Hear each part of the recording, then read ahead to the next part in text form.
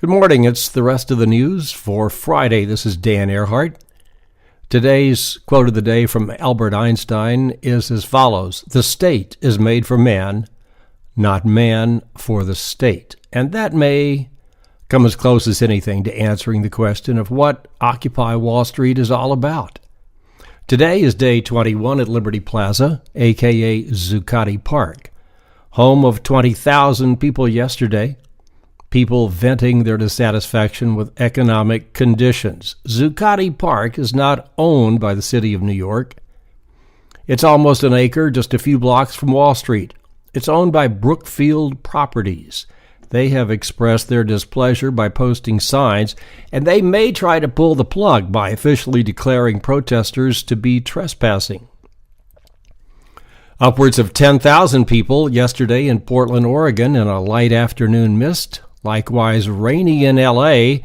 as Mayor Villaraigosa passed out raincoats at the tent city downtown at Pershing Square.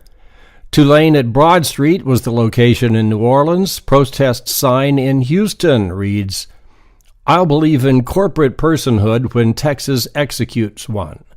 Occupy D.C. featured people arranged to spell out 99% in a photo that's published this morning.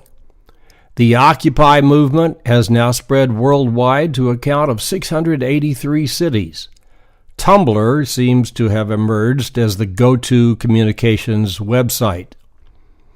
"The status quo has got to go" is the protest sign that might put it on a bumper sticker the best. Or "For what it's worth," with the line, "Something's happening here, what it is ain't exactly clear."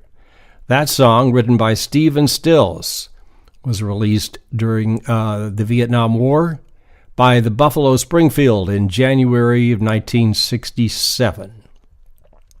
And today marks the beginning of American involvement in Afghanistan, now the country's longest war at 10 years.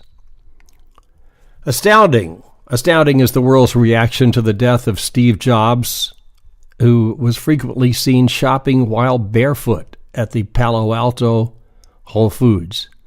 That's a guy who owned $4 billion worth of Disney stock, which is twice what he owned of Apple, whose iTunes is now the top seller of online movies with 66% of that market and a 70% share of all music retail sales. Yesterday, he was featured on the front page of the Vatican newspaper, which rarely so honors a layperson. Jay Elliott was an Apple executive who has now written a book.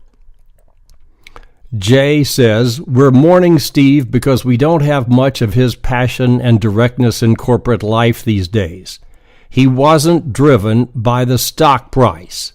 And that sentiment may express some of what the Occupy movement is all about. Thanks for listening to the rest of the news. Have a great day. It's Dan Earhart.